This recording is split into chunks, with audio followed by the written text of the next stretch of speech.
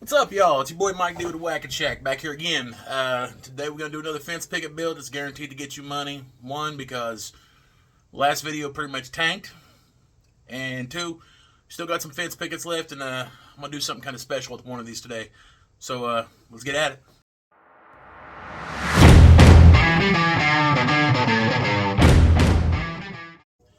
Alright, so right off the rip, I can't take the credit for what I've done to this fence picket. Another YouTuber, my honey's handmade, he suggested sanding these down because I was complaining about the texture and the finish on fence pickets, and he could have been more right. It's not perfectly smooth, it's not perfectly like finish ready, but for the builds we're doing, it's right where we need to be, and it don't feel like a crusty nut sock. That being said, the build we're doing today, very simple, very easy to make. You can take this one build and put it towards a multitude of different applications. The one we're building today is going to be kind of special towards me. I don't know if you guys have caught on lately here on the channel. My son's been in and out of the videos with me, and he's very quickly took up an interest in getting out here at the shop, which is the whole reason for the channel. And today he's going to get his first toolbox, and we're going to stock it with some tools for him. We hit the flea market earlier, and I'm not going to buy him like little rinky-dink tools that, you know, he's going to break off. So he got some pretty basic Stanleys, a couple old Phillips screwdrivers, stuff like that we're going to clean up. And this is what he's going to put it in with the tools that he's already collected. So let's get at it. We got to keep in mind the midget is all of 5 years old, so I'm not going to be turning him loose with like any of my distance saws or anything like that. I'm not going to give him anything too crazy sharp, but I do want to give him actual working tools. That way he can get into it and develop his own sense of wanting to do this. That being said, we also have to consider that he's 5 years old, and I don't want to turn him loose with a damn power saw or something that he can saw the neighbor's cat's head off with. So we got to make this box as safe as we can for the little dude. I'm not going to be putting like razor's edges on chisels and planes and stuff like that. And we got to make the box big enough to safely hold his biggest tool. Right now, the biggest tool we have that's going in this box is this itty bitty saw. Looks tiny, don't it? And its overall length is 14.5 inches. So what we're going to do is we're going to cut the sidewalls on this to 16 inches. It's going to be square cuts, nothing complicated.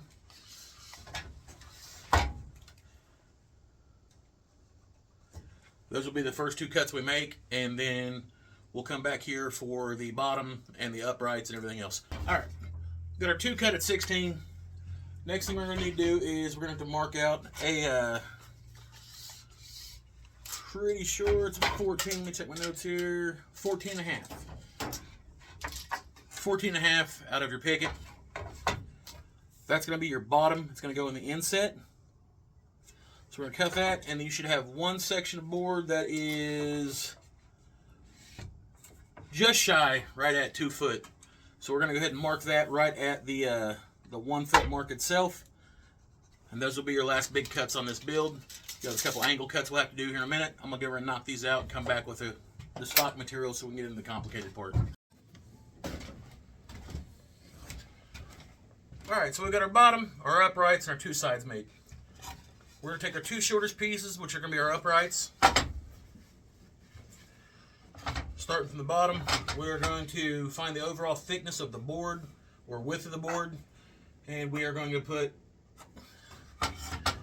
2 lines there, go to the top of the board. These are set at 5.5, so we're going to put a tick mark at 2 3/4. We're going to come over 3/4 of an inch in both directions.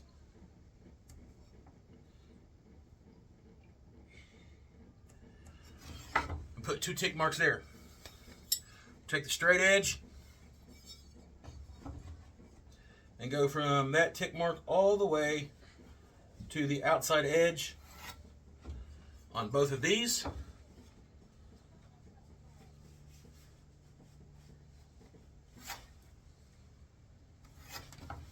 And when you're done, you'll have something that looks like that. I'll do the other. We'll take both of these over here to the miter saw, because mine, I got an angled jig on there, and we'll chop both of these out, and we'll be nearly done with this segment of the build. Got everything cut. Got both of our uprights cut. Just so you know, the angles to cut these on a miter saw, if you want to do it the real sketchy way, which is straight in, which I don't recommend, is 16.5. So you know that. What we're going to do now is we're going to cut both of these together. From that center mark that we made on this, we're going to drop down, or actually for the top edge, we're going to drop down 1 inch. And we've already centered that up to begin with whenever we had a full board, so that'll be a true center. And now we're going to take our Forstner bits, 20 millimeter, chuck it up at the drill press. All right, everything's chucked up. We're only going to go to the shoulder of the top of this Forstner bit. We don't want to drill all the way through or anything like that. And it'll give us a bit of a cleaner look after we're done with everything. So once we center it up,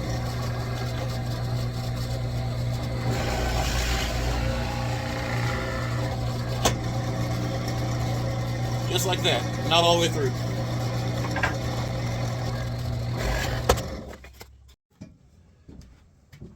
Alright, so I've got a 1/2 inch dowel here, and we're going to mark it at 13, pretty sure, double check here,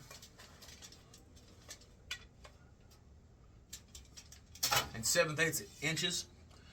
We're going to go ahead and take it over here to the miter saw. We're going to cut it off, that way we can go ahead and inset it in the side of these, and we're getting ready for assembly.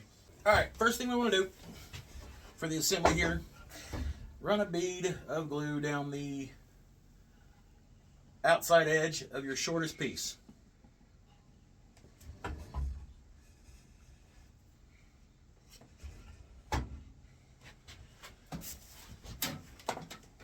Get your trusty nail gun,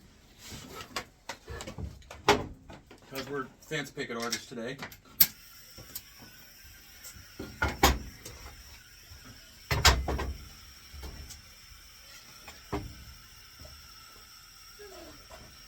Line that up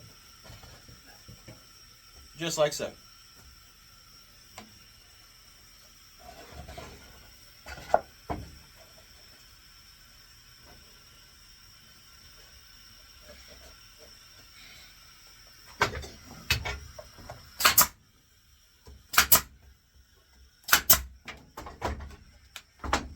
Over to this side, do the same thing.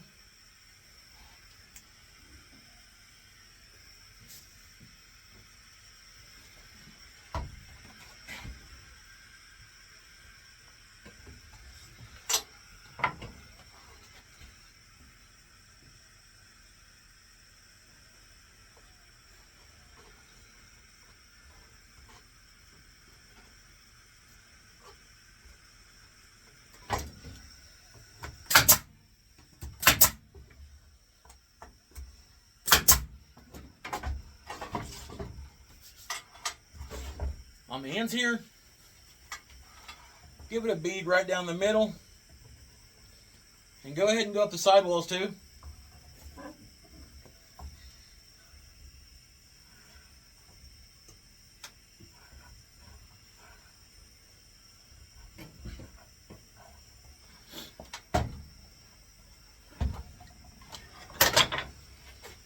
Take one of your uprights, slide it down there. It should be a fairly tight fit.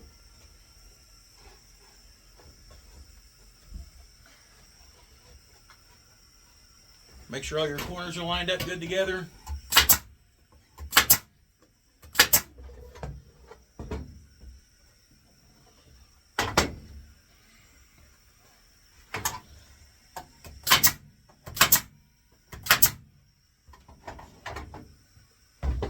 Now, before you put this other side on, we're going to take our dowel, insert it into this handle.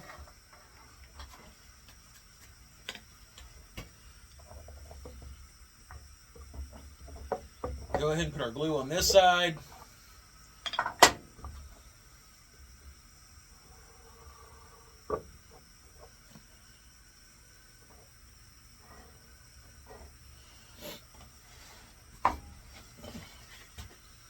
Put a little bit of glue up in this hole. And a little bit of glue in there. Insert your dowel into one side. The other side.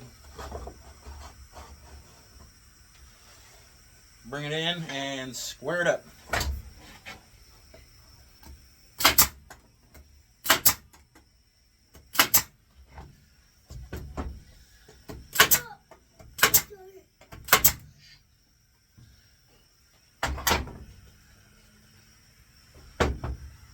Go across the bottom and give it a couple as well.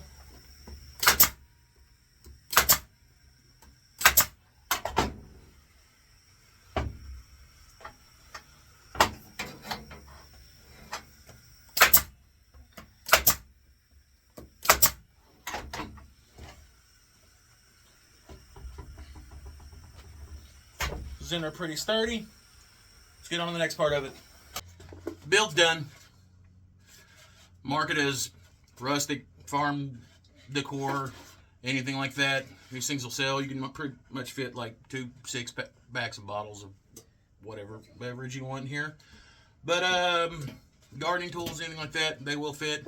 These will sell. You got less than like a full fence picket in one of these in a section of a dowel.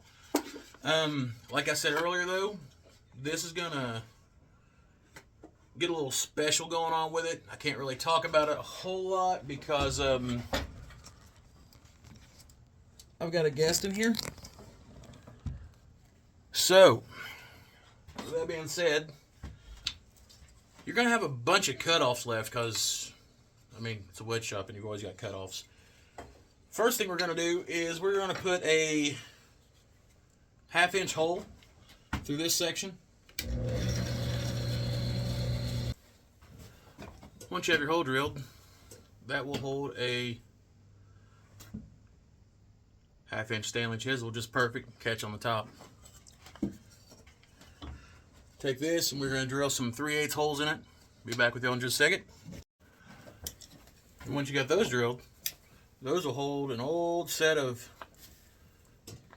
screwdrivers just perfect. Let's get back to the box. Alright.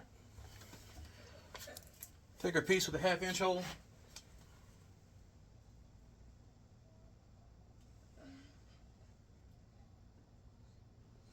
Bead of glue down it.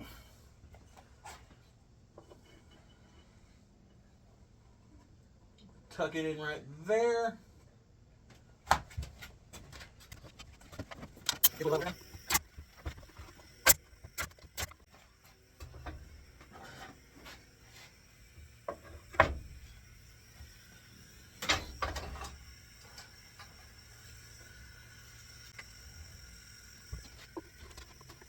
Here.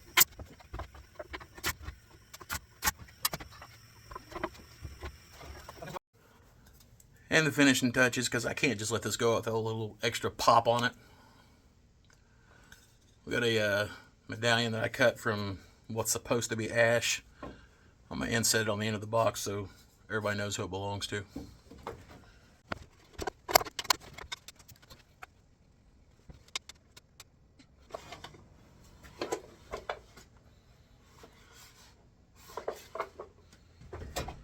One thing the little dude has been adamant about the whole damn time is he wants a saw. So by God, he's going to get a saw. And like I said earlier, I'm not going to turn him loose with something crazy. But I do want a safe way for him to carry the saw in here, even though most likely if he's got to saw something crazy, he'll probably use one of my saws. Who am I kidding? I'm not going to keep him from it.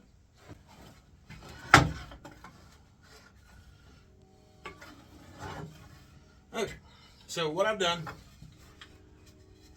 is I got a cutoff from fence pickets. Rose this blade up roughly 1/4 inch. Put the blade off just a little over 1/4 inch. Okay? And what we're going to do is we're going to run this down the blade where the kerf makes a single track, just like a really thin dotto or a rabbit, whatever you want to call it. Once again, this is one of those things where you need to be careful when you're doing this. Do as I say, not as I do.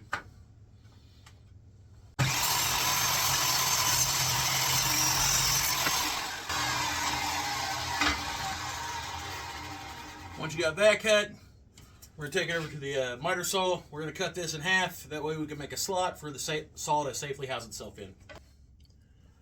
This is the safest thing that I could think of to hold this kind of saw on this box. I took our board that we cut our strip out of, and the kerf is wide enough to set on the top and the bottom of the saw. That way no teeth are exposed, no sharp edges or anything like that. What I'm going to do is jerk off my bottle of glue, apparently. What did he say?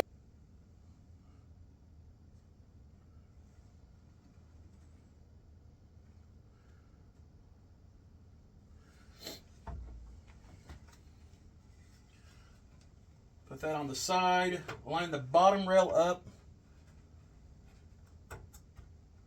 Don't make it too crazy snug. Make sure the saw can slide in and out if it's pulled on. While they're sitting there kind of snug, put a couple brads in the bottom.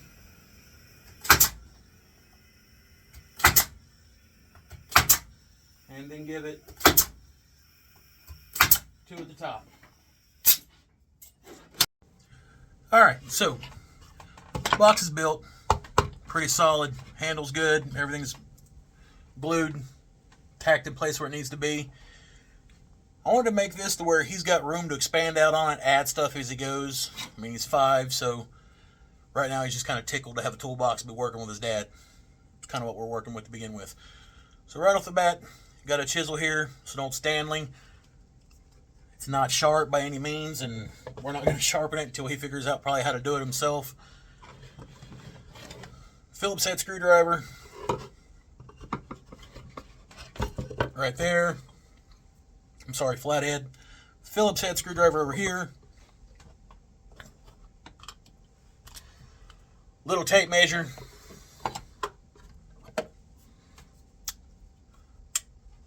Pair of pliers. Monkey wrench, because he's a goon. Vinny sized hammer.